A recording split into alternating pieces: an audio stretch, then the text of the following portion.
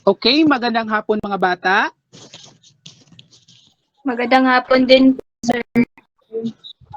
Naririnig niyo ba? Sir. Okay, naririnig niyo ba ako? Opo, sir. Okay, so ngayon, simulan na natin ang ating aralin sa araw na ito. Pero bago tayo magsisimula, tayo muna ay manalangin. Okay, nandyan ba si Binibining BT Jane Borjos para pangunahan ng ating panalangin? Nandito po, sir. Okay, handa na ba kayo magdasal mga bata? Handa na po. Handa Okay. na po, sir. Okay, so ngayon, ilagay ang ating mga sarili sa presensya sa Panginoon, sa ngalan ng Ama, ng Anak, ng Espiritu Santo. Amen. Panginoon, maraming salamat po sa binigay ninyong panibagong pagkakataon upang kami ay matuto. Gawaran mo kami ng isang bukas na isip upang maunawaan ang aming mga aralin na ituturo sa amin. Gabayan niyo po kami upang malinang ang araw-araw na buhay. Hinihiling po namin ito sa ngalan ni Hesus Kristo. Amen. Sa ngalan ng Ama, ng Anak, ng Espiritu Santo. Amen. Okay, maraming salamat, Miss Binibining BT Jane Borjos. So magandang hapon ulit mga bata. Magandang hapon, sir. So ngayon, magpapakilala muna kami. Ako po pala si Ginoong Randy Trubillas at kasama ko naman si Vincent Romeo Zamora. So ngayong hapon kami ang inyong guro. Kumusta naman kayong lahat mga bata? Mabuti na. Okay lang po, sir. Okay, okay, so handa na ba kayo sa ating bagong aralin? Opo, sir. Okay, magaling. So ngayon, bago tayo magsisimula sa ating bagong aralin, may ilang paalala lang po si teacher. Una, ang paggamit ng microphone. Kapag po hindi magsasalita o kailangan, i-mute natin to o i-off. Pangalawa, makinig at maupo ng maayos. At ang panghuli, at kung nais niyong sumagot sa mga katanungan, i-type nyo lang ang malaking litrang A sa ating chat box. Uulitin ko, kung nais niyong sumagot sa mga katanungan, i-type nyo lang ang malaking litrang A sa ating chat box. Maliwanag po ba mga bata? Opo, sir. Okay, magaling. So ngayon, gusto nyo bang maglaro? Opo, sir. Opo, sir. Okay, so ang lalaruin natin ay Puzzle Me. Handa na ba kayo? Opo, sir. Handa na po. Okay, magaling. Panuto, buuin ang salita sa bawat bilang at sabihin kung ano ang nabuo na salita. At kung sino man ang makakasagot nito ay bibigyan ko ng 5 puntos. Okay? Uulitin ko, kung nais niyong sumagot, i-type niyo lang ang malaking litrang A sa ating chat box. Okay, unang salita, sinong gustong sumagot? Ako po, sir. Okay, Binibining Yunzon. Ano ang iyong Kalayaan, sagot? sir. Okay, tingnan natin. Okay, tumpak. Ito ay kalayaan, mahusay. Pangalawang salita, sinong gustong sumagot?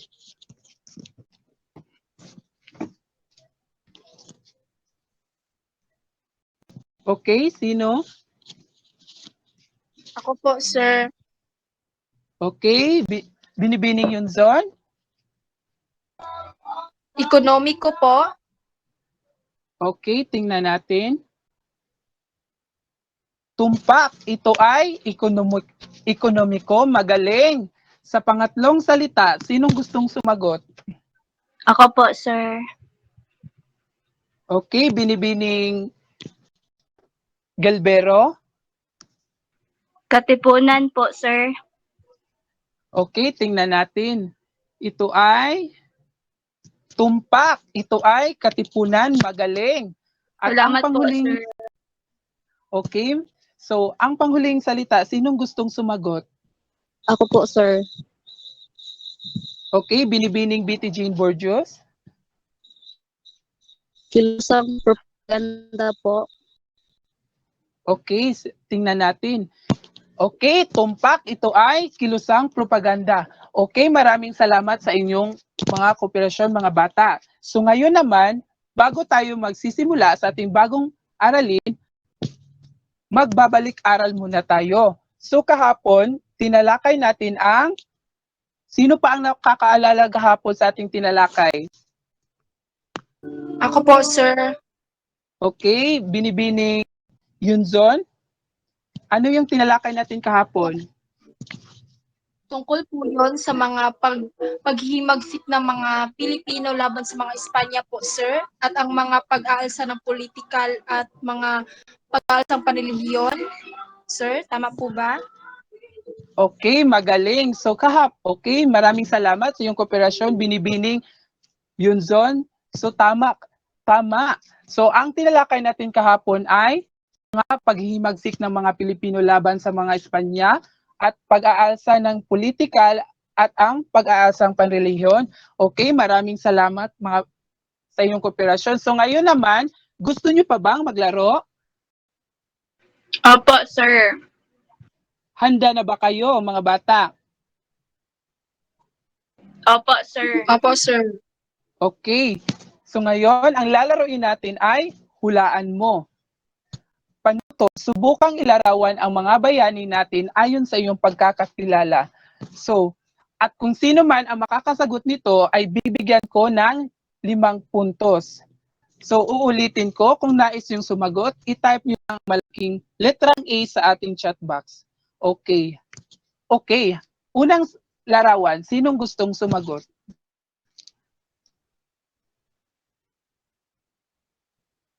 Okay, Binibining Epil Zamora.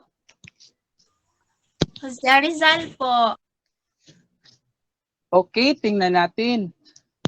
Okay, tumpak. Ito ay si Dr. Jose Rizal. Alam nyo ba mga bata, si Dr. Jose Rizal, siya ang ating bayani na isa sa mga taong nagsakripisyo ng kanyang buhay para sa ating bayan. At siya rin ang isa sa mga bayani na lumalaban para sa kalayaan ng mga Pilipino. Maliwanag po ba mga bata? Opo, sir. Okay, so ngayon, pangalawang larawan, sinong gustong sumagot?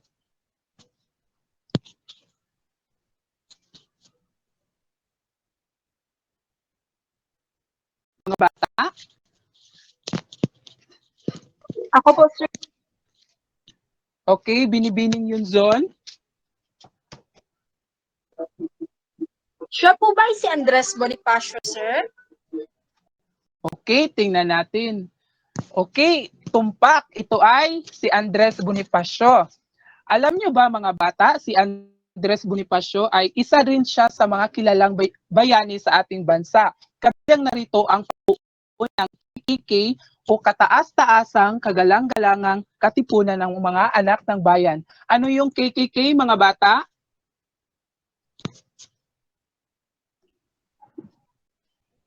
Ano yung KKK? Kataas-taasan, kagalang-galangan, katipunan ng bayan. Okay, magaling. So ngayong hapon, sa katapusang aralin, ang mag-aaral ay inaasahan na tutukoy ang ilang mga pag-aalsa ng mga Pilipino laban sa kolonyalismong Espanyol. Napahahalagahan ang pagtatanggol ng mga Pilipino sa kolonyalismong Espanyol at naipapaliwanag ang mga dahilan at layunin ng ilan sa mga pag-aalsa. So kahapon, tinalakay natin ang mga pag-aalsang panrelihiyon at mga pag-aalsang politiko. At ngayon naman ay tatalakayin natin ang pag-aalsang ekonomiko. So ang mga pag-aalsang ekonomiko ay pag-aalsa ni Sumuroy noong 1649 hanggang 1650. Pangalawa, pag-aalsang agraryo sa Katagalugan noong 1745 hanggang 1746. At ang pangatlo, pag-aasa ni Diego Silang at Gabriela Silang noong 1,762, 1,763. At ang panghuli ay ang pag-aasang base noong 1,807. So ngayon ay una nating tatalakayin ang pag-aalsa ni Sumuroy. Ito ay pinamumunuan ni Agustin Sumuroy, isang waray. Ito ay isang pag-aaklas laban sa puluway serbisyo sa Samar. Alam niyo ba mga bata anong ibig sabihin ng puluway serbisyo? Sir? Alam mo ba kung ano ang ibig sabihin ng puluway serbisyo? Okay, ang ibig sabihin ng puluway serbisyo, ito ay sa pilitang paggawa or ito ay patakarang ipinatupad ng pamamahalaan ng Espanyol. Sakop nito lahat ng kalalakihang may edad na 16 hanggang 17 taong gulang na may kakayahang magtrabaho. Ang tawag sa kanila ay pulista na nakapagtatayo ng simbahan, tulay at barko. Taliwas sa patakaran ng pulo, ang mga waray ay ipinadala sa mga pagawaan ng barko sa Cavite na malayo sa kanilang tirahan. Ang pag-aasa ay sumiklab sa Cavite at umabot sa Mindanao, Bicol, Cebu, Camiguin, Masbate, Zamboanga at Hilagang Mindanao. Alam nyo ba mga bata, ano ang dahilan sa pag-aalsa ni Sumuroy? Dahil noong 1649, ipinag-utos ni Gobernador General Diego Fajardo na magpadala ng mga maggagawang taga-Samar sa Cavite upang magtrabaho sa paggawaan ng mga barko.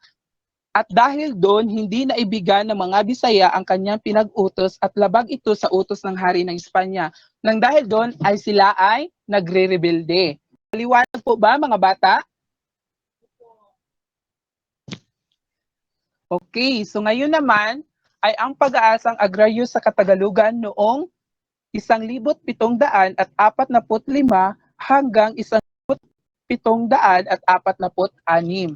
Ito ay isang malawakang pag-aalsa ng mga magsasaka ng rehiyon ng Katagalugan sa pangunguna ng mga lalawigan ng Batangas, Laguna at Cavite dulot sa pangangamkam ng mga praile sa kabilang lupa. Hindi nagtagumpay, bagkus ay walang lupang naibalik sa mga magsasaka. Ang ibig sabihin ng agrarium, mga bata, ay ito ay aspekto ng pagtatanim at pag-unlad at pangangalaga. Isa ito sa pandaraya sa mga lupain at makakatanungang paniningil ng buwis sa kanilang lipunan. Okay, maliwanag ba mga bata?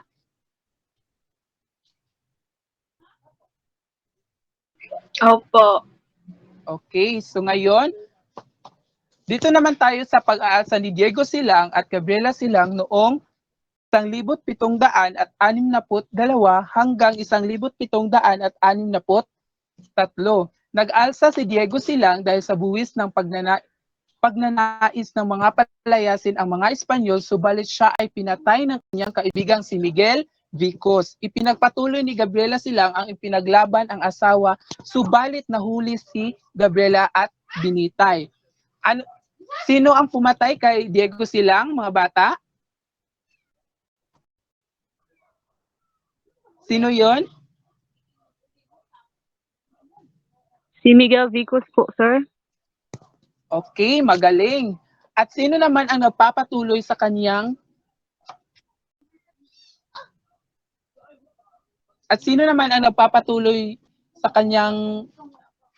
pagnanais? Si Gabriela Silang po. Okay, magaling. Maliwanag po ba mga bata? Opo, sir. Naririnig niyo pa ba ako? Opo, sir. Okay, so ngayon, at ang panghuli naman ay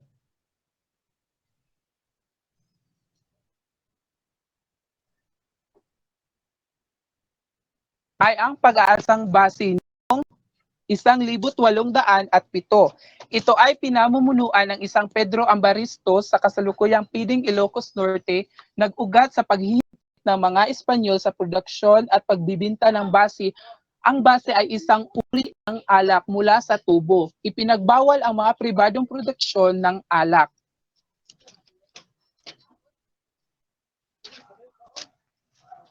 Okay, maliwanag po ba mga bata? Opo, sir. Okay, so ngayon, ang mga dahilan sa mga pag-aalsa, ito ay pagnanais na maging malaya, pagtutol sa mga karapatang pangkabuhayan, at pagkawala ng halaga ng mga babaylan sa lipunang dati at ang pagdating ng mga praile, at ang panghuli ay ang panrelihiyon. Yan ang mga dahilan sa mga pag-aalsa ng ekonomiko. So ngayon, bago tayo magpapatuloy sa ating talakayan, may katanungan lang si teacher. Okay? Ano yung apat na mga pag-aasang ekonomiko? Sinong gustong sumagot?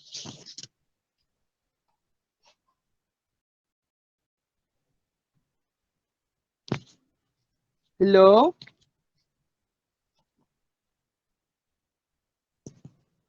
Okay, magbigay lang kayo ng isa.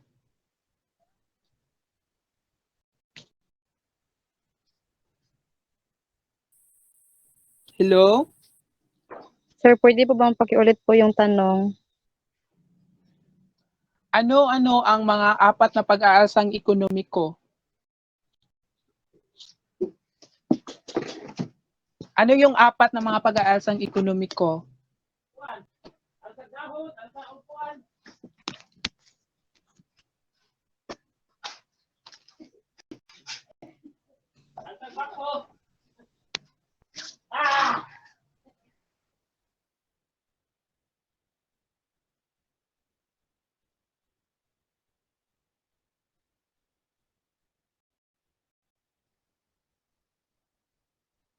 Okay, maraming salamat, Binibining BTG Burgos. So,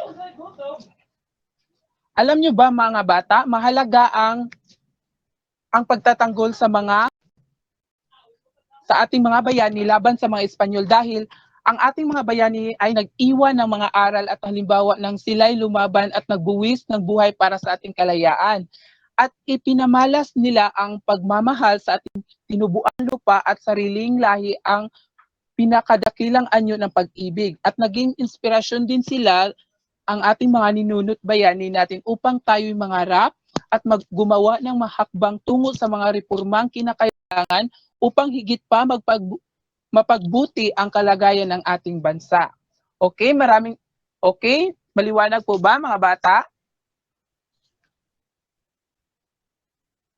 Opo, sir. Okay, so ngayon naman ay ipagpapatuloy ni Ginoong Vincent Zamora ang ating talakayan.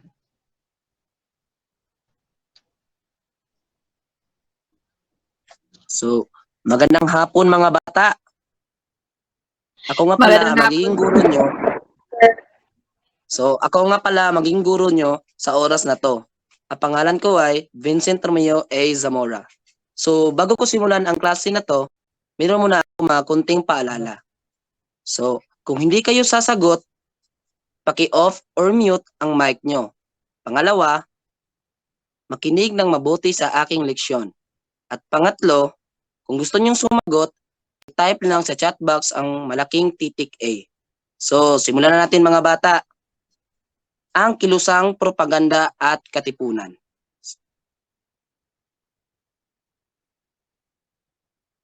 Mapayapa ang naging kilusang ito para sa reforma. Ito ay sinagawa sa pamamagitan ng panulat at bibig.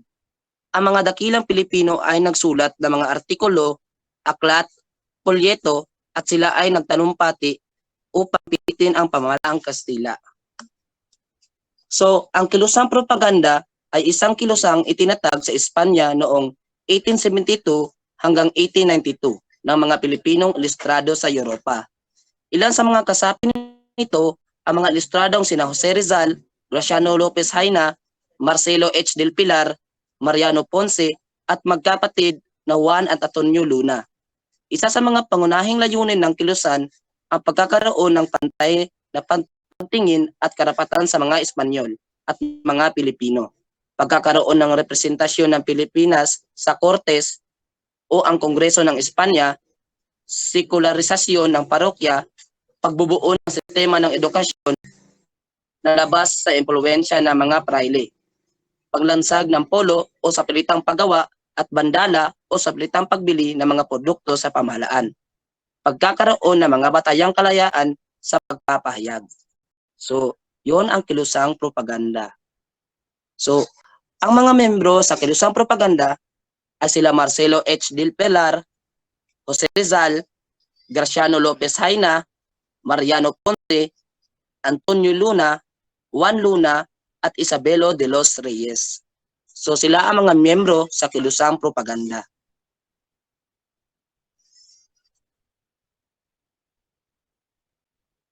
La Solidaridad. So, ang opisyal na pahayagan ng kilusang propaganda, ito ay tinatag ni Graciano Lopez Haina na kilala bilang unang patnugot nito. Ang La Solidaridad ang naging pangalan ng isang samahan ng mga Pilipinong ilustrado sa Espanya na naghahangad na magkaroon ng representasyon ang Pilipinas sa Cortes Generales. Ito rin ang naging pangalan ng opisyal na pahayagan ng samahan na itinatag noong Disyembre 13, 1888.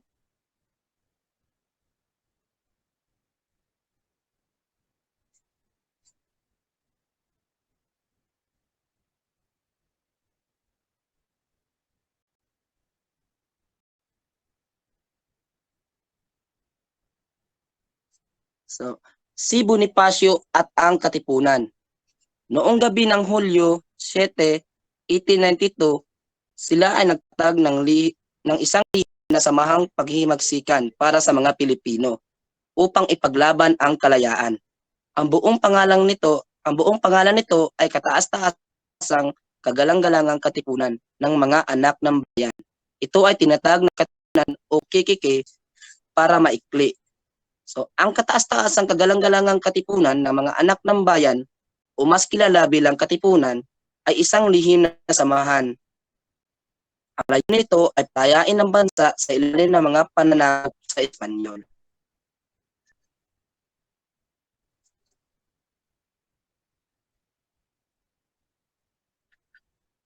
Plano ng Katipunan. Abril 10, 1896, sa isang kuweba sa San Mateo, Rizal, sina Bonifacio Jacinto, Aurelio Tolentino, Guillermo Masangkay, at iba pang naroon ay lumagda sa mga pader ng kuweba at na kanilang sigaw ay mabuhay ang kasaninlan ng Pilipinas. So, gaya ng sinabi ko, ang plano talaga ng Katipunan ay palayain ang bansa sa ilalim ng mga mananakop sa Espanyol o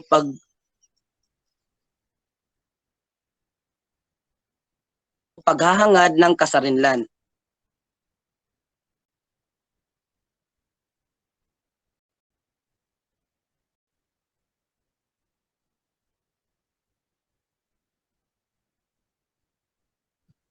Pagtuklas ng Katipunan. Subalit, bago pa makapagsimula sina Bonifacio at ang kanyang mga tauhan, ay natuklasan na ang plano. Isang katipunerong nagngangalang Teodoro Patiño ang nagkwento sa kanyang kapatid na si Honoria tungkol sa plano dahil inalala niya ang buhay ng kanyang kapatid na si Honoria na nanirahan sa bahay ampunan na Agustinian sa Mandaluyong. Sa gabi ng Agosto 19, 1896, nagkipagkita sila Patiño kay Padre Hill at sinabi ang tungkol sa mga lihim ng Katipunan.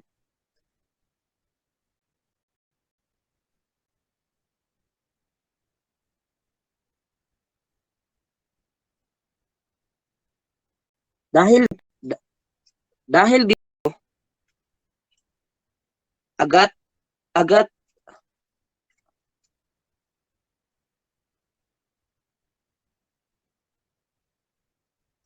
dito agad dinakip ang mahigit 500 katao at kaugnay nito may dinakip din na ipinatapon sa Marianas sa pulo ng Fernando Po sa Africa at sa Spain mahigit 150 din ang binitay sa Bagong Bayan.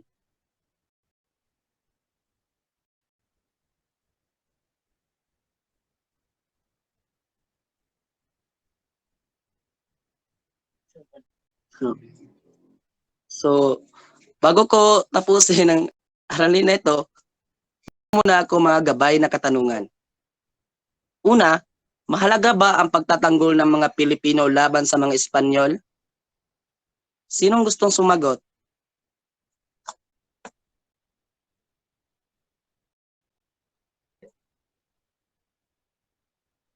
Ako po, sir. So, Randy Trubin,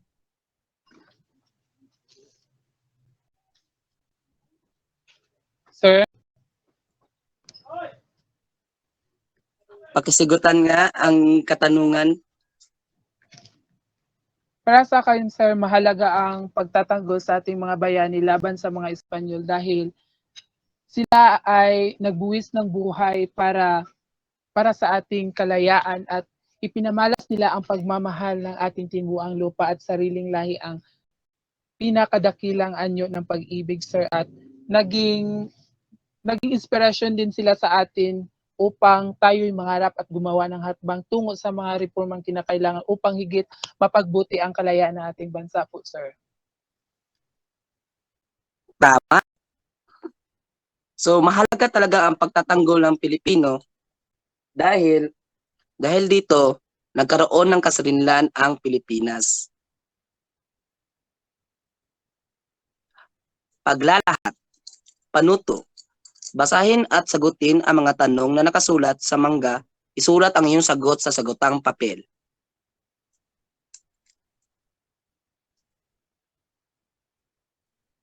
So, una, ano-ano ang inaambag ng kilusang propaganda sa pagpukaw ng damdaming makabayan ng Pilipino? Pangalawa, ano ang dahilan ng pag-aasa ng mga katutubo laban sa mga Espanyol?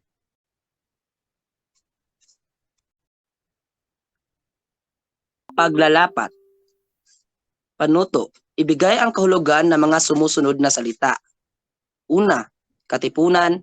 Pangalawa, kalayaan. Pangatlo, himagsikan. Pang-apat, nasyonalismo. At panghuli, ekonomiko.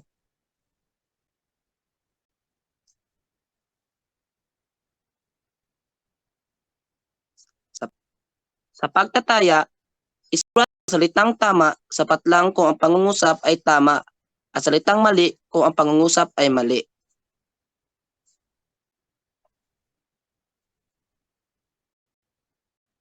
Sa pagpapayamang gawain, makatwiran ba ang ginagawang pakikipaglaban ng ating mga bayani para ipagtanggol ang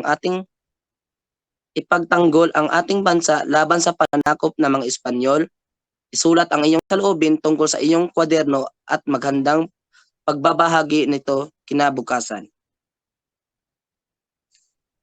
So, yun lang po ang klase natin ngayon mga bata. Naway marami kayong natutunan. Meron po ba kayong mga tanong o mga saloobin? Meron ba mga katanungan mga bata? Wala na po, sir. Wala na po, sir. So, yun na ang wakas ng ating aralin. Naway marami kayong natutunan. So, maraming salamat. Paalam. Maraming salamat din po, sir. Paalam, sir.